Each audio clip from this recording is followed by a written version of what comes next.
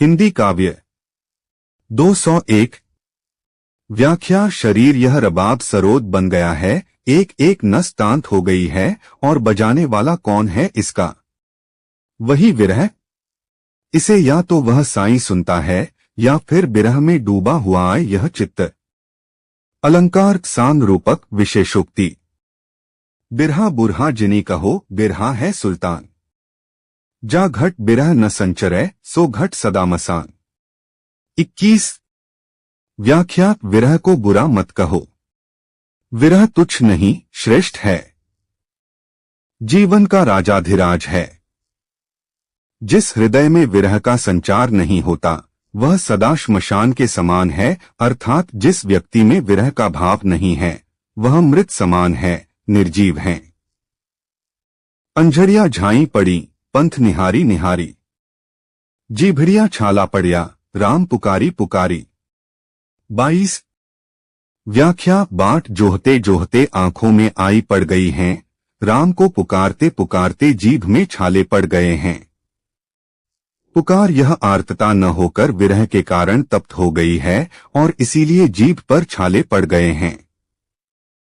या तन का दिला करूं नाती मेलों जी, लोहो सियो तेल जा, कब मुख देखो पी। 23। व्याख्या। इस तन का दीवा बना लूं, जिसमें प्राणों की बत्ती हो, और तेल की जगह तिल तिल जलता रहे रक्त का एक एक कण। कितना अच्छा कि उस दिए में प्रियतम का मुखड़ा कभी दिखाई दे जाए। अलंकार सांग रूपक। नैना नीझर लाया, रहट बहें निस घां। पढ़िहार ज्यों पित प्यू करौं, कब्रे मिलहुगे रान। 24। व्याख्या। विरह को बुरा मत कहो। विरह तुच्छ नहीं, श्रेष्ठ है। जीवन का राजाधिराज है।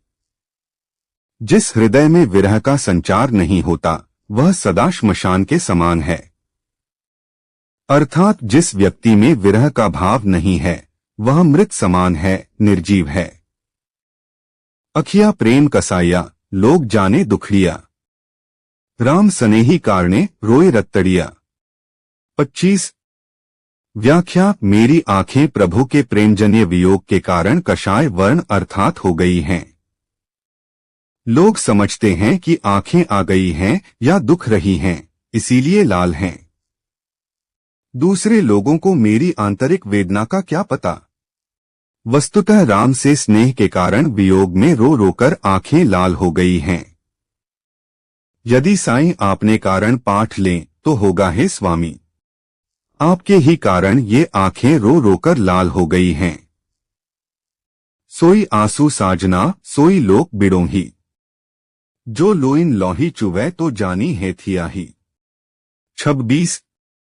व्याख्या। आंसुओं से हृदय की आंतरिक स्थिति का ठीक ठीक पता नहीं चलता। आंसू तो अपने स्वजन या प्रिय प्रभु के लिए भी निकलता है, और वही आंसू लोक में साधारणतः अन्य किसी कारणवश भी निकलता है।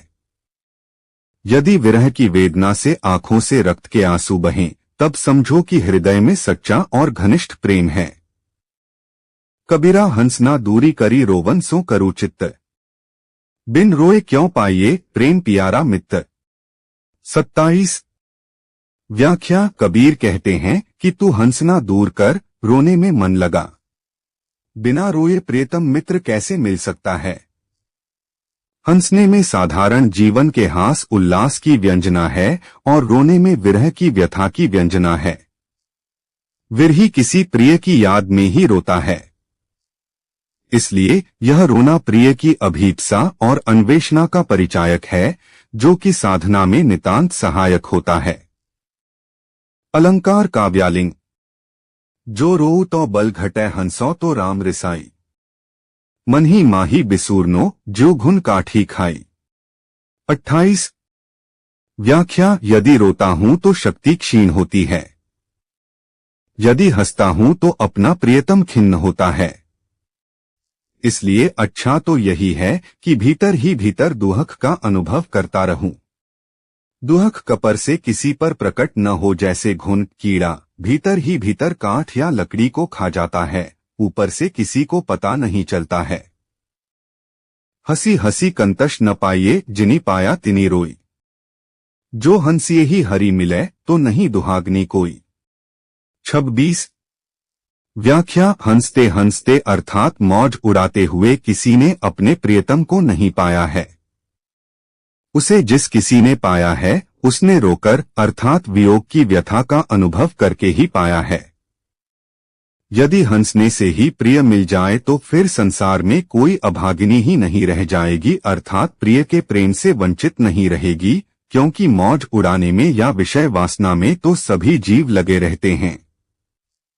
दुर्भाग्यनी यह है जिसका अपने प्रिय से मिलन न हो सके।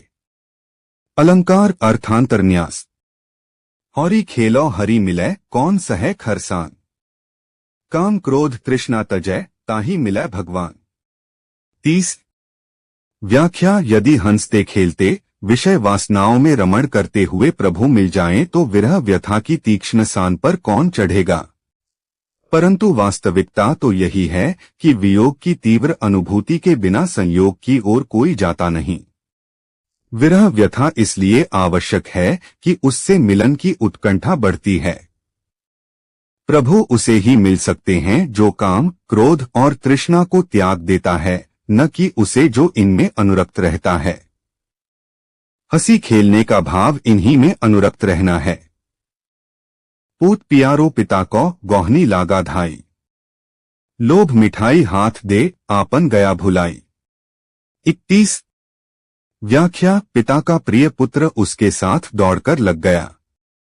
पिता ने लोभ रूपी मिठाई उसके हाथ में देकर बहका दिया। परिणाम यह हुआ कि बालक उसी मिठाई में रम गया और अपने आप को भूल गया। अलंकार अन्युक्ति डारी खांड पटकी करी अंतरी रोस उपाई। रावत रोवत मिली गया पिता पियारे जाई। 32 व्याख्या जब पुत्र को यह बोध हुआ कि इस मिठाई के लोभ में पिता का साथ छूट गया है तो उसके भीतर खीज उत्पन्न हुई और उसने झटककर मिठाई को फेंक दिया और रोते रोते पिता की ओर चला और उससे मिल गया। अलंकार अन्युक्ति नैनो अंतरी आव तू जिस दिन निरखो तो ही। कब हरि दर्शन देहुगे सो दिन आवे मोही। 33 व्याख्या हे प्रिय तू मेरी आंखों के भीतर समा जा जिससे मैं तुझे दिन रात देखता रहूं। हे प्रभु यह दिन कब आएगा तब तुम मेरे लिए प्रत्यक्ष होगे। ना शून्य प्रशून्य की प्रति में नैनो अंतरी आंच पाठ है।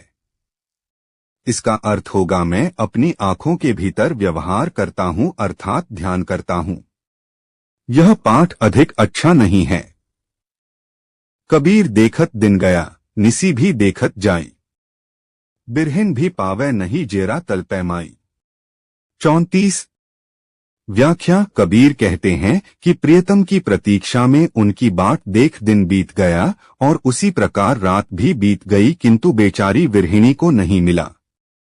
परिणाम यह हुआ कि उसका हृदय भीतर ही भीतर तड़पता रहता है। अलंकार विशेषोक्ति कै बिरहिन को गीच दे कै आपा दिखलाई। 8 पहर का दाजना मोपे सहा न जाए। 35 202 हिंदी भाषा एवं साहित्य का इतिहास। व्याख्या हे प्रियतम इस विरहिणी को मृत्यु दे दो या अपना रूप दिखलाओ। विरह व्यथा में दिन रात 8 पहर का संतप्त होना अब मुझसे सहा नहीं जाता। बिरहिन थी तो क्यों रही जली न पीऊ के साथ। रहु रहु मुगध गहेतली अब क्यों भीजे 4 हाथ।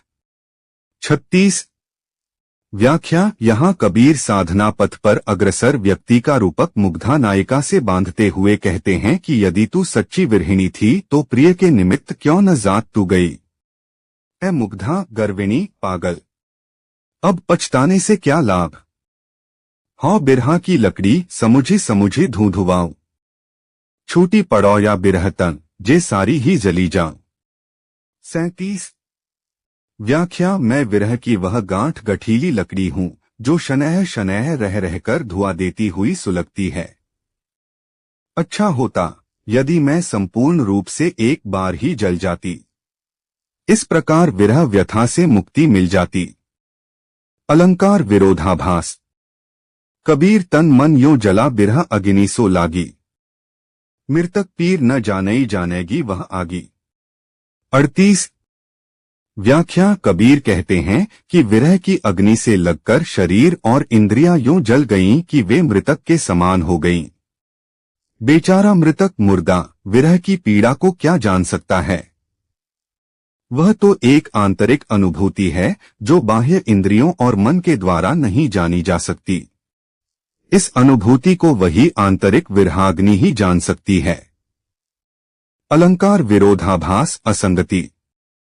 बिरह जलाई मैं जल जलती जलहरी जा। मो देखा जलहरी जले कहाँ कहाँ बुझा। 36। व्याख्या मैं विरहाग्नि से जल गई हूँ और जलाशय के निकट अपनी जलन बुझाने जाती हूँ, पर मुझे देखकर बेचारा वह जलाशय स्वयं जल उठता है। बताओ अब मैं कहाँ जाकर इसे बुझाऊं। पर्वत पर्वत में फिरार नैन गवाए रो। सो बूटी पाऊं नहीं जाते जीवन होई। 40। व्याख्या मैं उस बूटी की खोज में पर्वत पर्वत मारा फिरा जिससे मृतक तुल्य में जीवन प्राप्त कर सकूं। बूटी प्रायः पर्वतों पर ही मिलती है। यहाँ पर्वत में बड़े बड़े साधकों और शास्त्रियों की व्यंजना है। भाव यह है कि मैं बड़े बड़े साधकों और शास्त्रियों के पास दर दर मारा फिरा और प्रिय वियोग में रो रोकर नेत्र भी खो दिए, परंतु मुझे कोई भी वह संजीवनी बूटी न दे सका जिससे जीवन की प्राप्ति हो, अर्थात कोई भी वह मार्ग न बतला सका जिससे प्रभु मिलन हो सके, जो ही वास्तविक जीवन है। प्रभु मिलन के बिना यह जीवन मृत्यु के समान है। प्रभु मिलन से ही विरही को वास्तविक जीवन प्राप्त होता है। अलंकार अन्युक्ति। फार पटोरा धज करू का मलियाच पहिरा। जिही जिही भेषा हरि मिले सोई सोई भेष करा। 41। व्याख्या मेरा हार्दिक संकल्प है कि मैं अपने रेशमी वस्त्रों को फाड़कर टुकड़े टुकड़े कर डालूं, अर्थात अपने भोग विलास की सारी सामग्री को त्याग दूं और कंबल पहन लूं, अर्थात योगी का बाना धारण करूं। जिस किसी भी वेश में प्रभु मिलें मैं उसे धारण करने को उद्यत हूं। नैन हमारे बावरे छिन छिन लोरे तुझा। न मिलैन में सुखी ऐसी वेदन मुझ। 42। व्याख्या मेरा हार्दिक संकल्प है कि मैं अपने रेशमी वस्त्रों को फाड़कर टुकड़े टुकड़े कर डालूं, अर्थात अपने भोग विलास की सारी सामग्री को त्याग दूं और कंबल पहन लूं, अर्थात योगी का बाना धारण करूं। जिस किसी भी वेश में प्रभु मिलें मैं उसे धारण करने को उद्यत हूं। भेरा पाया सरपका भवसागर के माही। जे छाड़ा ता बूढ़िहा गहौत इसे बाही। 43। व्याख्या संसार ऐसा भयंकर विस्तृत और अगाध सागर है कि इसको पार करने का एकमात्र साधन प्रभु की प्रेम रूपी नौका है, परंतु वह ऐसे सर्प के समान है जो विषय वासना युक्त सांसारिक जीवन को डस लेता है। यदि जीव उस प्रेमाश्रय को छोड़ता है तो भवसागर में उसका डूबना अवश्यंभावी है। यदि नहीं छोड़ता है तो उसके विषयानुरक्त जीवन का विनाश अवश्यंभावी है। विषयानुरक्त जीवन को त्यागने से ही प्रभु प्रेम रूपी बेड़े द्वारा भवसागर पार किया जा सकता है। रहना दूर बिछोहिया रहू रे शंख मझूरी। देवली देवली धाहड़ी देसी उगे सूरी। 44। व्याख्या भावार्थ है शंख तू रात्रि में अपने प्रिय समुद्र से वियुक्त हो गया है। तू शांत रह संतप्त मत हो घबरा मत। सूर्य के उदय होने पर तू प्रत्येक देवालय में ध्वनि करेगा। भावार्थ यहाँ शंख को जीव, रात्रि को अज्ञान और सूर्य को ज्ञान के प्रतीक रूप में रखा गया है। हे जीव, तू अज्ञान के अंधकार में अपने प्रियतम प्रभु से वियुक्त हो गया है, जैसे शंख रात्रि के अंधकार में अपने प्रिय रत्नाकर से लहरों द्वारा दूर फेंक दिया जाता है। जैसे सूर्योदय होने पर वही शंख फिर देवालयों में उल्लासपूर्वक ध्वनित होता है, वैसे ही हे जीव, ज्ञान का प्रकाश होने पर तू भी दिव्य भाव को प्राप्त होगा, परमात्म भाव को ध्वनित करने के योग्य बन जाएगा। अलंकार अन्युक्ति। सुखिया सब संसार है खावे अरु सोवे। दुखिया दास कबीर है जागे अरु रोवे। 45। व्याख्या कबीर कहते हैं कि जिन जीवों ने वियोग का अनुभव नहीं किया है वे आनंद से खाते हैं और सोते हैं, अर्थात सांसारिक सुखों में लिप्त रहते हैं। परंतु मुझ जैसे जिस जीव ने प्रभु वियोग का अनुभव किया है वह बेचारा दुखी ही रहता है। उसे भला नींद कहा। पर्चा को अंग। कबीर तेज अनंत का मानो सूरज सेनी। पति संगी जागी सुंदरी कौतुकुर दीठा तेनी। 1। व्याख्या पूर्ण परम ब्रह्मा का प्रकाश ऐसा उदित हो रहा जैसे कि सूर्य की कई श्रेणियां उदय हो रही हों। विरहिणी जीवात्मा ने अपने स्वामी के साथ मिलकर रात्रि को जागकर इस कौतूहल पूर्ण दृश्य देखा है। यहाँ पर जीवात्मा को सुंदरी कहा गया है क्योंकि वह अपने प्रिय के प्रति समर्पित है। जीवात्मा को स्त्री एवं ईश्वर को स्वामी के रूप में बताया गया है। अलंकार उत्प्रेक्षा। कौतुक दीठा देह बिन रबी ससी बिना उजास। साहिब सेवा माही है बेपरवाही दास। 2। व्याख्या इस विचित्र परिचय के दो विचित्र लक्षण हैं। एक तो मैं प्रत्यक्ष रूप से देख रहा हूं परंतु उसका कोई देह या आकार नहीं है।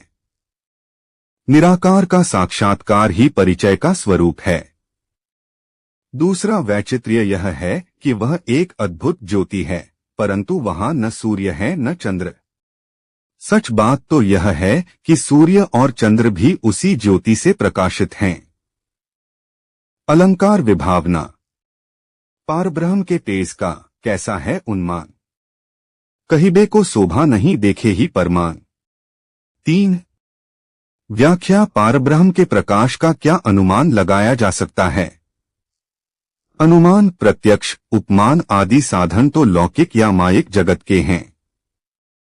उसका साक्षात्कार इन किसी भी साधनों के क्षेत्र में नहीं है। उसका सौंदर्य अनिर्वचनीय है। उसका प्रमाण केवल अपरोक्षानुभूति ही है।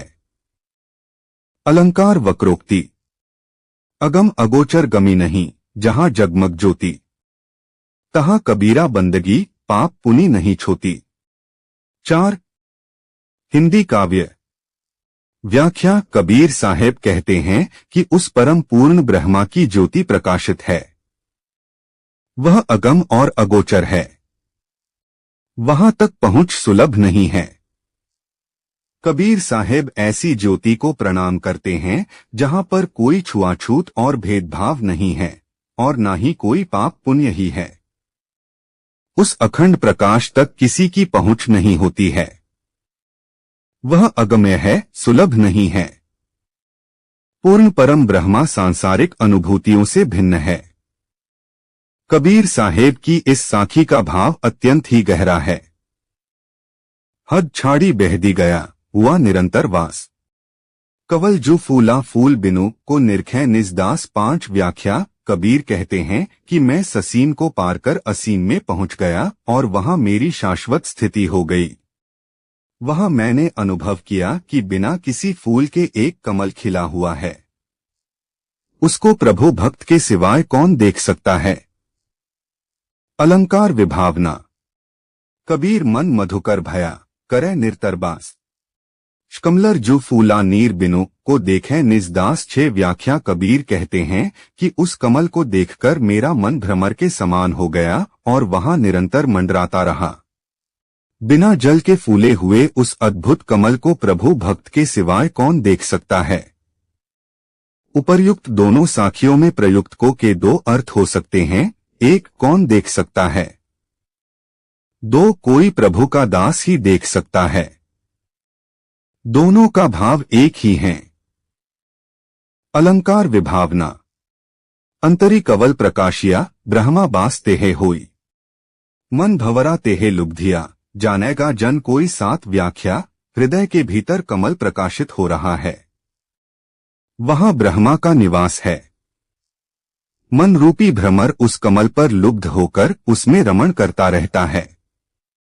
इस रहस्य को कोई प्रभु का भक्त ही जान सकता है। अलंकार रूपक। सायरा नाही सीप नहीं स्वाति बूंद भी नाही। कबीर मोती नीपजय सुन्नी शिखर गढ़ माही 8 व्याख्या। कबीर कहते हैं कि वहाँ न तो सागर है, न सीप है और न स्वाति अर्थात गोत्री के उत्पन्न होने के जितने अपेक्षित कारण हैं, उनमें से एक भी नहीं है। फिर भी इस शरीर के भीतर शून्य शिखर अर्थात सहस्रार में मोती उत्पन्न हो है, अर्थात एक अद्भुत ज्योति का दर्शन हो रहा है।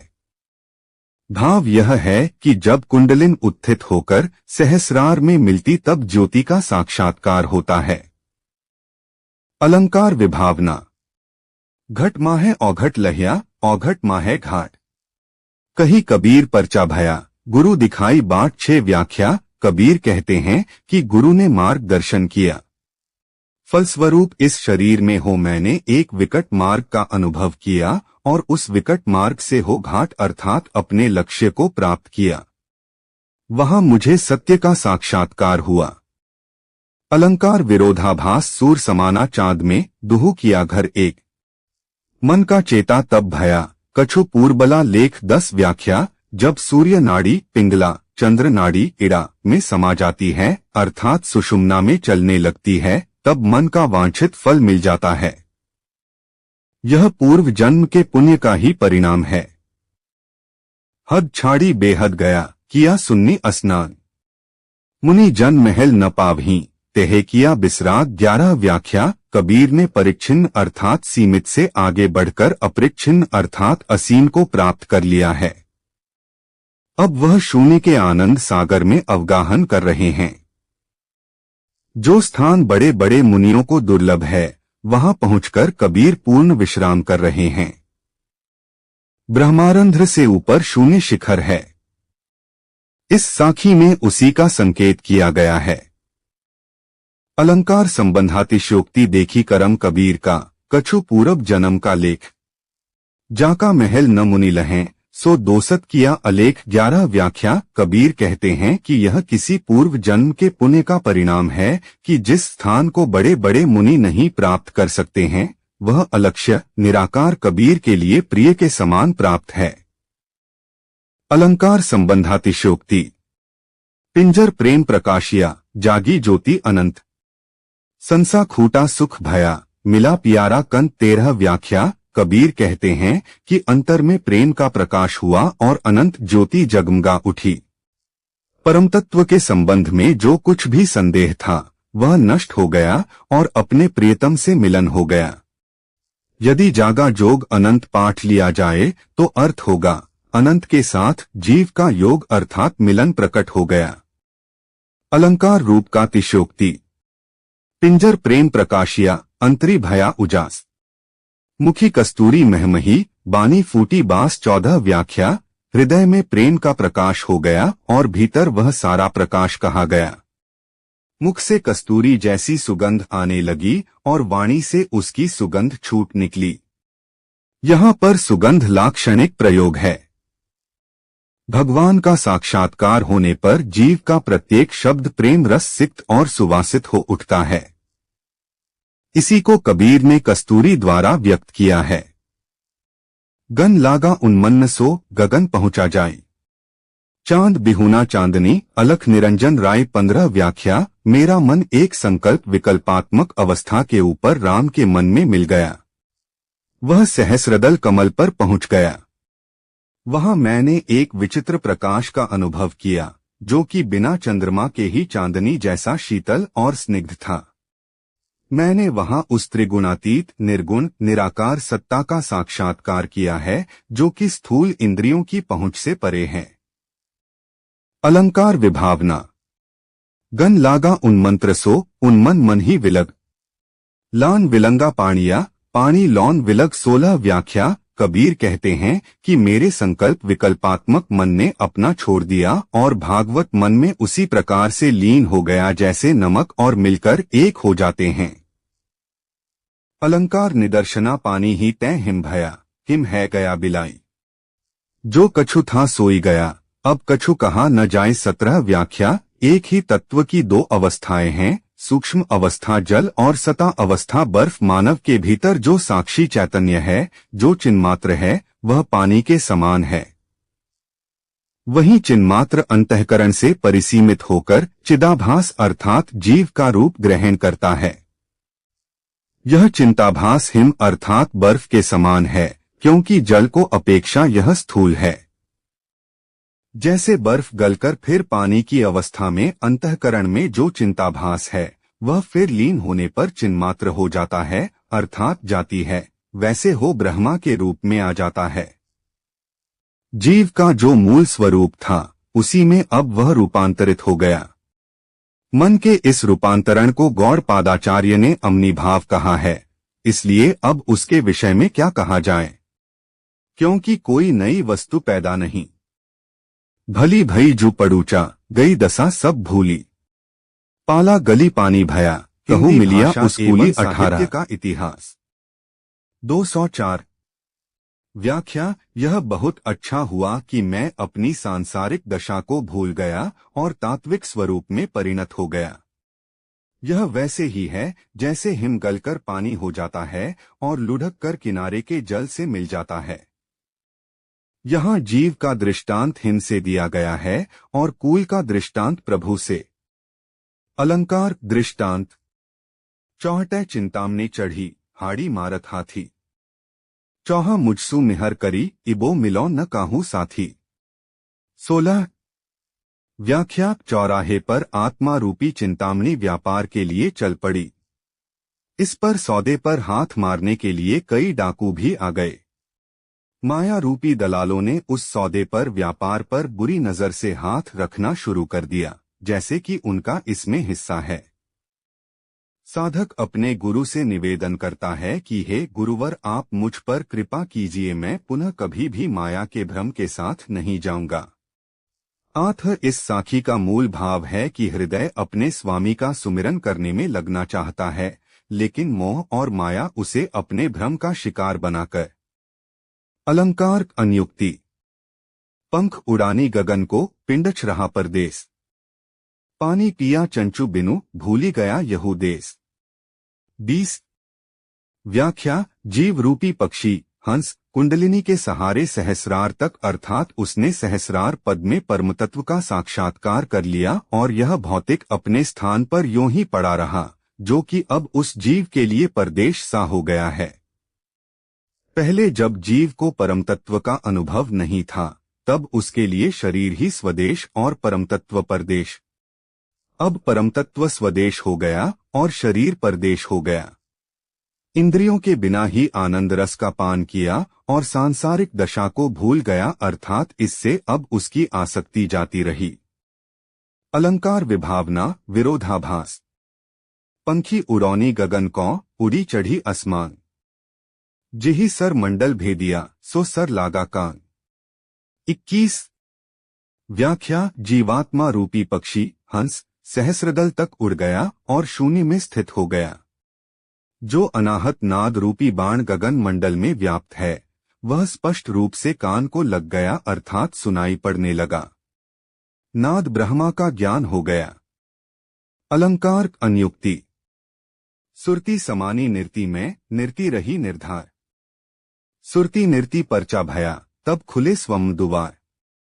22 व्याख्या। सुरती अर्थात नाद का प्रेमानुरक्त स्मरण और ध्यान निर्ति में लीन हो गया। निर्ति घर्मावस्था है, वह किसी आश्रय पर स्थित नहीं है, वह निराधार रहती है। जब सुरती को निर्ति का परिचय हुआ अर्थात जब निर्ति की अवस्था पर प्रेमानुरक्त चित्त पहुंच गया तब शंभु का द्वार खुल गया अर्थात प्रभु का साक्षात्कार हो गया। सुरती समानी निर्ति में अजपा माहे जा, लेख समाना अलेख में यो आपा माहे आ। 23 व्याख्या। साधना की प्रगति में साधक स्थूल से सूक्ष्म, शब्द से अशब्द, प्रत्यक्ष से प्रत्यक्ष, साकार से निराकार, सरीम से असीम, अहंकार से निरहंकार की ओर बढ़ता ना जाता है और जब वह अशब्द, निराकार, अप्रत्यक्ष और निरहंकार अवस्था पर चता है तब उसे ब्रह्मा तत्व का वास्तविक परिचय अर्थात साक्षात्कार होता है। इसी बात को कबीर ने इन शब्दों में व्यक्त किया है कि साधना की अंतिम अवस्था में सुरती भारत में लीन हो जाती है, सो चार जप निरुच्चार अवस्था में परिणत हो जाता है, आकार निराकार में परिणत हो जाता है और इसी प्रकार खुदी या आपा अपने वास्तविक स्वरूप आत्मा में परिणत हो जाता है। यही परिचय की अंतिम अवस्था है। आया था संसार में देखन को बहुरूप, कहे कबीरा संत हो परी गया नजरी अनूप। 24।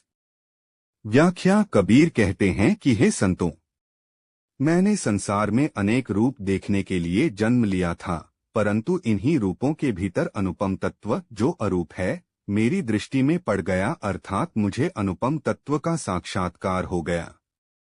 अलंकार। विरोधाभास की ध्वनि। अंक भरे भरी भेटिया मन नहीं बांधे धीर, कहे कबीर वह क्यों मिले जब लगी दोई सरी। 25। व्याख्या। प्रियतम के दर्शन होने पर मैंने उसका प्रगाढ़ आलिंगन किया, किंतु फिर भी मन को तृप्ति नहीं हुई।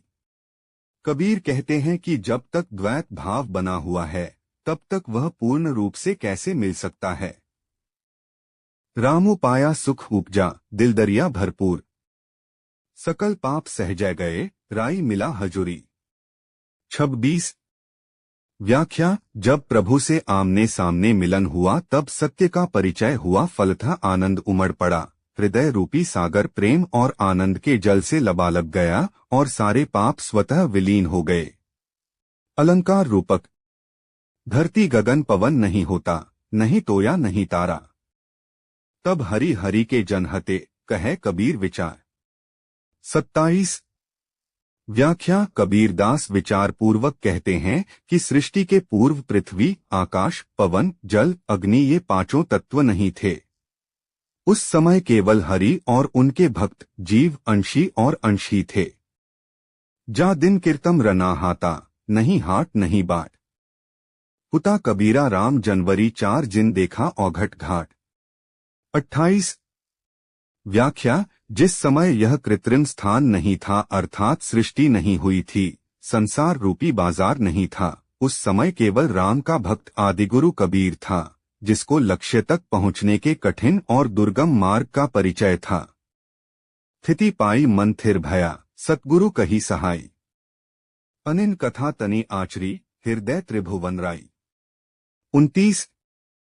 व्याख्या। सद्गुरु ने मेरी सहायता की, उनकी कृपा से मैं तत्व में प्रतिष्ठित हो और मेरा मन अब स्थिर हो गया। उसकी चंचलता जाती रही, मेरे भीतर अनन्य चरितार्थ हो गया और हृदय में भगवान त्रिभुवंती विराजमान हो गए। हरि संगति शीतल भया, मिटी मोह की ताप, निज बांसुरी सुखनिधि लहा, जब अंतरी प्रगटा। 30। व्याख्या। अंतर में आत्म साक्षात्कार होने पर प्रभु से तादात्म्य हो गया, मोह की ज्वाला मिट गई और निरंतर आनंद निधि का अनुभव कर रहा हूँ। तन भीतरी मन भानिया, बाहरी कहा न जाई, ज्वाला तय फिरी जल भया, बुझ बलंती लाई। 31। व्याख्या। साक्षात्कार होने पर मेरे मन में पूर्ण निश्चय हो गया, संशय सर्वदा के ज्वाला जल में परिणत हो गई, अर्थात उसका पूर्ण शमन हो गया। वह जलती हुई मोह की आग पूर्ण रूप से बुझ गई, अर्थात परिचय द्वारा पूर्ण शांति आ गई। अलंकार रूप का तिशोक्ति। तरा पाया तन बीसरा, जब मनी धरिए ध्यान, तपनी गई शीतल भया, जब सुन्नी किया स्नान। 32। व्याख्या। जब मैंने मन में अपने प्रियतम का निरंतर ध्यान किया, अर्थात जब प्रभु में बराबर सुरती लगाए रहा, तब तत्व का साक्षात्कार हो गया और शरीर की सुध बुध जाती रही, अर्थात देहाध्यास देहात्म भाव मिट गया। जब मैंने शून्य में स्नान किया तो मोह का ताप मिट गया और शीतलता अर्थात शांति का अनुभव हुआ। जिनी पाया तिनी सुगह गहिया रसनो लागी स्वादी, रतन निराला पाइया, जगत ढंढोलिया बादी। 33। व्याख्या। जिन्होंने परम तत्व को प्राप्त किया उन्होंने उसे जकड़कर पकड़ रखा है, अर्थात पूर्ण रूप से हृदय में प्रतिष्ठित कर लिया है। उसके माधुर्य। हिंदी काव्य 205 कर उन्होंने पूर्ण रूप से आस्वादन किया, उनको एक अनुपम रत्न मिल गया है। वह अब जगत में और कुछ ढूंढना व्यर्थ समझते हैं। परमार्थ के प्राप्त होने पर अन्य अर्थ की क्या आवश्यकता है? अलंकार व्यतिरेक। कबीर दिल साबित भया, पाया फल समर्थ। सायर माही ढंढोलता हीरे पही गया हथ। 34। व्याख्या। कबीर कहते हैं कि मैं भव सागर में अपने इष्ट को टटोल रहा था। गुरु कृपा से मेरे हाथ हीरा ही आ गया, अर्थात सर्वोत्कृष्ट इष्ट मुझे प्राप्त हो गया। फिर तो जरा हृदय परिपूर्ण हो गया और मैंने जीवन का सर्व अर्थकारी परमोत्कृष्ट समयक लक्ष्य कर लिया। अलंकार रूप का तिशोक्ति। जब मैं था तब हरि नहीं, अब हरि है मैं माही। प्रेम गली अति सांकरी, या में दो न समाही। 35। व्याख्या। जब तक आपा रहता है तब तक प्रभु से परिचय नहीं हो पाता। आपा मिटते ही प्रभु से मिलन जाता है। प्रेम की यह विलक्षणता है कि यद्यपि यह प्रारंभ दो में होता है, तथापि जब तक द्वैत बना रहता है तब तक उसमें परिपूर्णता नहीं आती। द्वैत की समाप्ति पर ही परिपूर्णता आती है। प्रेम के मार्ग में दो के लिए स्थान नहीं है। अलंकार विरोधाभास। जा कारण मैं ढूंढता, सन्मुख मिलिया आई। न मैली पिव कजला, लागी न सक्या पाई। 36। व्याख्या। किंतु इस संकोचवश की मैं कितना पाप पंकिल क्षुद्र जीव हूँ और मेरा प्रिय कितना शुभ और महान है, मैं पैर पकड़ने का भी साहस न कर सका। टिप्पणी। यहाँ जीव को धनी अर्थात स्त्री और प्रभु को पीव अर्थात पति सामने मिल गया है। जा कारणी मैं जाई था, सोई पाया ठावर। सोई फिरी आपन भया, जाको कहता और। 37। व्याख्या। जिसको पाने के लिए मैं इधर उधर भटकता फिरता था, उसको अपने भीतर ही पा लिया। जिसको मैं अन्य कहता था, अब देखता हूँ कि वही वास्तविक अपना है। कबीर देखा एक अगम, महिमा कहीं न जाए। तेज पुंज पारस धनी, नैनन ही रहा समाए।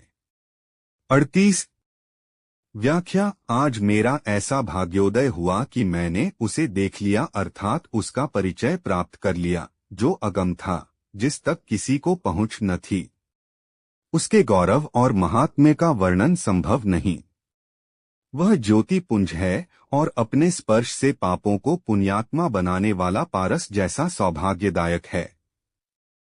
अब वह मेरे नेत्रों में समा गया है, अर्थात मेरी दृष्टि से ओझल नहीं होता। अलंकार उल्लेख। मानसरोवर सुभर जल, हंसा केली कराही। मुक्ताहल मुक्ता चुगें, अब उड़ी अनत न जाही। 36। व्याख्या। जीव सुषुम्ना मार्ग से पहुंचकर शून्य शिखर पर स्थित अमृत से लबालब भरे हुए कुंड में केली कर रहा है और आनंद रूपी मोती स्वच्छंद रूप में छूटकर जी भरकर चुग रहा है। इस आनंद को छोड़कर वह अन्यत्र संसारिक विषयों की ओर नहीं जा सकती। गगन गर्धी अमृत चुवै, कदली कवल प्रकाश। तहाँ कबीरा बंदगी के कोई निजदास। 40। व्याख्या। इस साखी में सद्गुरु ने अनहदनाद की अनुभूति का सुंदर वर्णन किया में नित्य हुआ करता है और वहां से अमृत के समान शक्ति का क्षरण होता रहता है। मेरुदंड की सुषुम्ना नाड़ी में चक्रों का प्रकाश होता रहता है। यह अनुभूति कुंडलिनी के जागरण के समय होती है। कबीर कहते हैं कि इस अपूर्व अनुभूति के प्रत्यक्ष होने पर मेरा सिर झुक जाता है, अथवा कोई और प्रभु का भक्त हो जिसे यह अनुभूति हो जाए तो उसका सिर झुक जाएगा। नींव बिहुना देहुरा, देह बिहुना देव। कबीर तहाँ बिलंबिया, करे अलख की से। 41। व्याख्या। सहस्रार तक पहुँचने पर जीव को एक ऐसे दिव्य भाव का साक्षात्कार होता है जिसका सादृश्य स्थूल जगत में नहीं मिलता। स्थूल जगत में सुदृढ़ नींव पर बने हुए ईंट पत्थर के देवालय में देव का दर्शन होता है, किंतु वहां पर बिना किसी नींव के देवालय में देव के दर्शन का सौभाग्य प्राप्त होता है और वह देव भी अशरीरी अर्थात निराकार होता है। कबीर उसका अनुभव कर उसमें रम गया और अलक्ष्य सत की सेवा में लग गया। अलंकार विभावना। देवल माहे देहुरी, तिल जेता बिस्तार। माँ पार्ती भेही जल माहे पूजनहार। 42 व्याख्या इसी शरीर रूपी देवालय में प्रवेश करने के लिए देहली विद्यमान है, जिसकी परिधि तिल के समान सूक्ष्म है। इस देवालय में बाहर से जल पत्र आदि नहीं लाया जाता, भीतर ही पत्र है, भीतर ही जल है और भीतर ही पूजने वाला भी है। कबीर कवल प्रकाशिया उगा निर्मल सूर। निशी अंधियारी मिटी गई बाजे अनहद तूर। 43 व्याख्या कबीर कहते हैं कि सहस्रार के प्रकाश का भान हो गया, ज्ञान का सूर्य हो गया, अज्ञान की अंधेरी रात हो गई और अनाहत नाद की तुरही बजने लगी। टिप्पणी इस साखी में एक सुंदर रूपक की योजना है। भारत में सामंतीय प्रथा प्रकार थी कि रात्रि के अवसान होने पर सूर्योदय के समय महल के मुख्य द्वार पर हो बजाई जाती थी। उसके नाद को सुनकर सभ्यता जग जाते थे। कबीर ने इस खोण में उसी का उपयोग किया है। अलंकार अन्युक्ति। अनहद बाजे नीझर झरे उपजय ब्रह्मा ज्ञान। अधिगत अंतरी प्रगटय लागे प्रेम ध्यान। 44 व्याख्या परिचय की अवस्था में अनाहत नाद निरंतर निनादित होता रहता है। हारूप रूपी झरने से अमृत झरता रहता है और ब्रह्मा का ज्ञान उदय हो जाता है। जो था अज्ञात था वह अब भीतर ही प्रकाशित हो गया और उसमें लौ लग गई। टिप्पणी इस साखी में भक्ति, ज्ञान और ध्यान का सुंदर समन्वय है। आकाशे मुखी औधा कुआ पाताले पनिहारी। ताका जलर कोई हंसा पीवै बिरला आदि विचारी।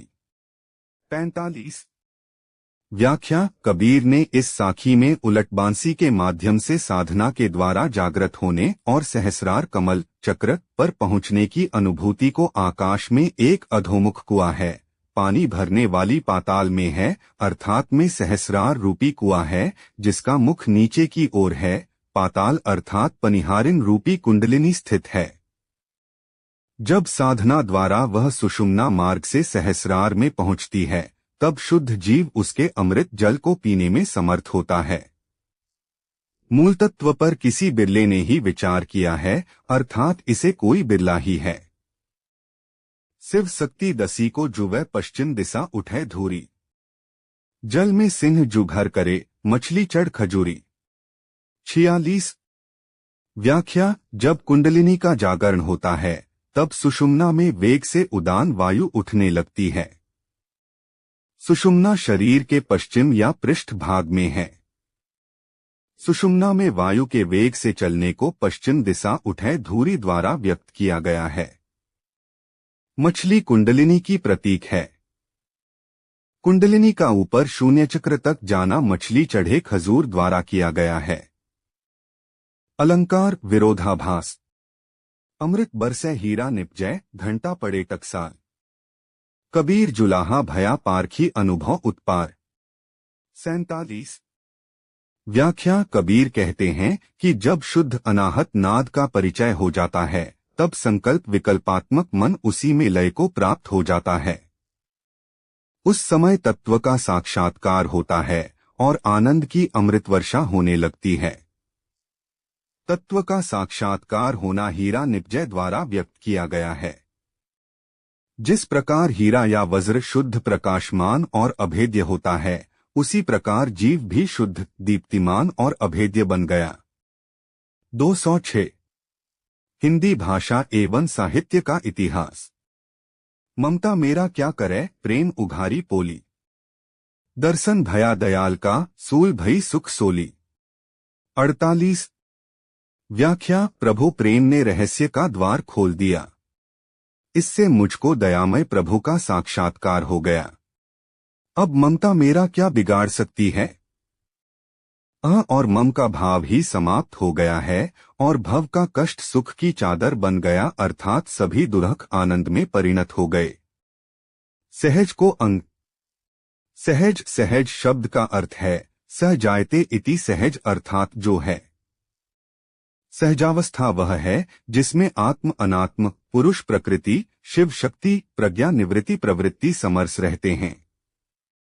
अब जीव अनात्म की ओर उन्मुख हो जाता है, आत्मस्वरूप से वियुक्त हो जाता है।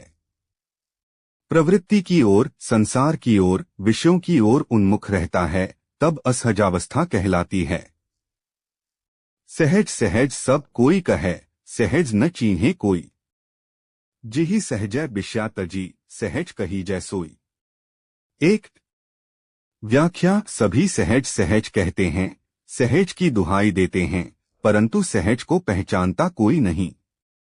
जो सत्पुरुष की स्थिति में रहता है, सरलता से विषयों को छोड़ देता है, उनकी ओर आकृष्ट नहीं होता, वह स्वभावतः आत्मस्वरूप में स्थित रहता है। वस्तुतः उसी को सहज कहना चाहिए। अलंकार पुरुक्ति प्रकाश यमक।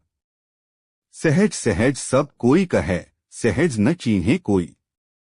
पांच और आंखें पसरती, सहज कही जै सोई। दो व्याख्या। सहज का नाम तो सभी लेते हैं, किंतु वस्तुतः सहज को कोई जानता नहीं।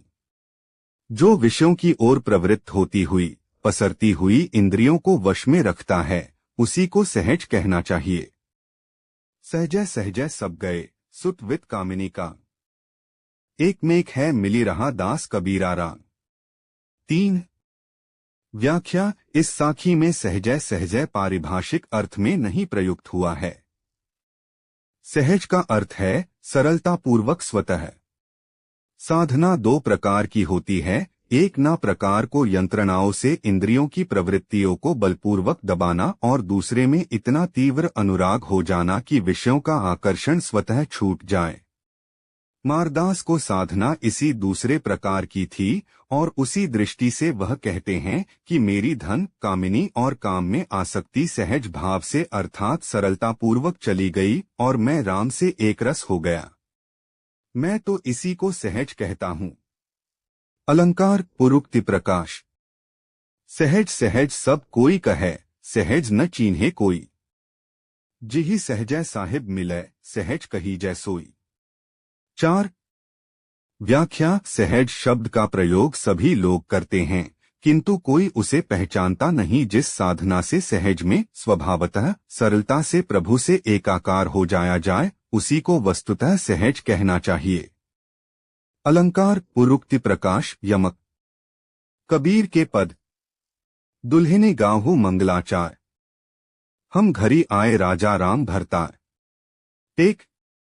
तन रत करी मैं मन रति करी हों पांचों तक बराती। रामदेव मोरे पाहुने आए मैं जोबन मैं माती। एक सरिर सरोवर बेदी करी हों ब्रह्मा बेद उचारा। रामदेव संगी भावरी लेहो धनी धनी भाग हमारा। दो सुर 3300 कोटिक आए मुनिवर सहस 88। कहे कबीर हम ब्याही चले हैं पुरिख एक अविनाशी। तीन कबीरदास ने जीवात्मा परमात्मा के संबंध को पति पत्नी के प्रतीक के द्वारा प्रस्तुत किया है। उन्होंने जीवात्मा को स्त्री और परमात्मा को पुरुष माना है। व्याख्या। वह कहते हैं कि हे सीमांगवती बहुओं, तुम विवाह के अवसर पर गाए जाने वाले मंगल गीत गाओ। मेरे घर राजा राम पति रूप में पधारे हैं। उनके साथ पांचों तत्व भी सहजधज कर बराती के रूप में आए हैं। मेरा तन और मन दोनों उनमें रत हैं, लयलीन हैं, प्रेम से अर्पित हैं। मैं अपने यौवन में मदमत्त हूँ, अर्थात मेरी साधना की पक्वावस्था पहुंच गई है और प्रभु से मिलन का क्षण आ गया है। आथ प्रभु आज मेरे यहाँ मेरा वरण करने के लिए पति रूप में पधारे हैं। मैं उनके स्वागत के लिए शरीर रूपी सरोवर के तट पर वेदी बनाऊंगी और ब्रह्मा पुरोहित के रूप में वेद का उच्चारण करेंगे। यह मेरा परम सौभाग्य है कि मैं प्रभु राम के साथ भावर लूंगी। 33 कोटि देवता और 88,000 ऋषि इस अद्भुत संबंध को देखने के लिए आए हैं। मुझे एक अविनाशी पुरुष ब्याह कर ले जा रहे हैं। अलंकार सांग रूपक व्यतिरेक। राम भक्ति अनियाले तीर, जेहि लागे सो जाने पीर। टेक। तनु मही खोजो चोट न पाव, औषध मूर कहाँ घसी लाव। एक माई दीरो सब नारी, ना जानो को पिए ही पियारी। 2 कहे कबीर जाके मस्तक भार, सब परिहरी ताको मिले सुहार। 3 व्याख्या राम के प्रति प्रेम भक्ति नुकीले तीर के समान है। यह प्रेम बाण जिसके हृदय में लग गया है वही उसकी पीड़ा को समझ सकता है। प्रेम बाण सामान्य बाण से विलक्षण होता है। सामान्य बाण की चोट शरीर पर दिखाई पड़ती है, अतएव उसका औषधि द्वारा उपचार किया जा सकता है, किंतु प्रेम बाण का घाव सारे शरीर में खोजने पर भी दिखाई नहीं पड़ता। इसलिए इसका उपचार भी किया जाए तो कैसे?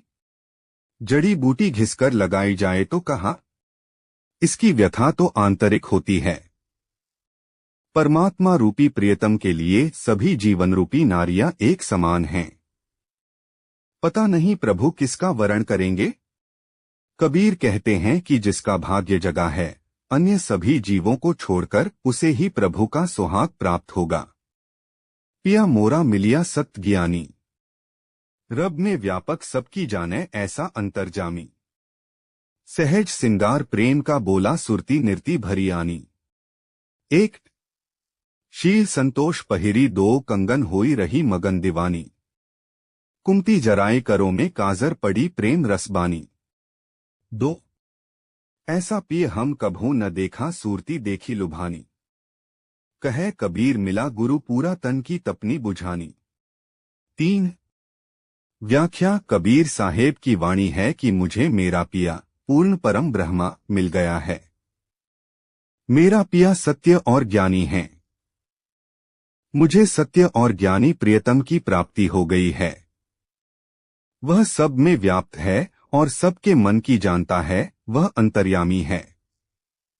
जीवात्मा सहज का श्रृंगार करके और प्रेम का चोला पहनकर सुरती और निर्ति भर कर लाई हूं। मैं प्रेम और श्रेय को भरकर लाई हूं। मैंने शील और संतोष रूपी 2 कंगन धारण किए हैं और मैं इसी धुन में मगन और दीवानी बन चुकी हूं। हरिजन हंस दसा लिए डोले, निर्मल नाव चुने जस बोले टेक। मान सरोवर तट के वासी, रामचरण चित औनश उदासी। 1 मुक्ताहल बिनु चंचु न लावे, भौनी गहे क हरि गुन गावे। 2 कौवा कुबुधि निकट नहीं आवे, सो हंसा निज दर्शन पावे। 3 कहे कबीर सोई जन तेरा, खीर नीर का करे निबेरा। 4 व्याख्या इस पद में कबीर ने माया से मुक्त शुद्धचित्त प्रभु के सच्चे भक्त का वर्णन किया है। वह कहते हैं कि भगवान का सच्चा भक्त शुद्धात्मा की स्थिति में पहुंचकर विचरता है, व्यवहार करता है। जिस प्रकार हंस साधारण वस्तुओं को ग्रहण नहीं करता, केवल स्वच्छ शुद्ध मोती ग्रहण करता है, उसी प्रकार प्रभु का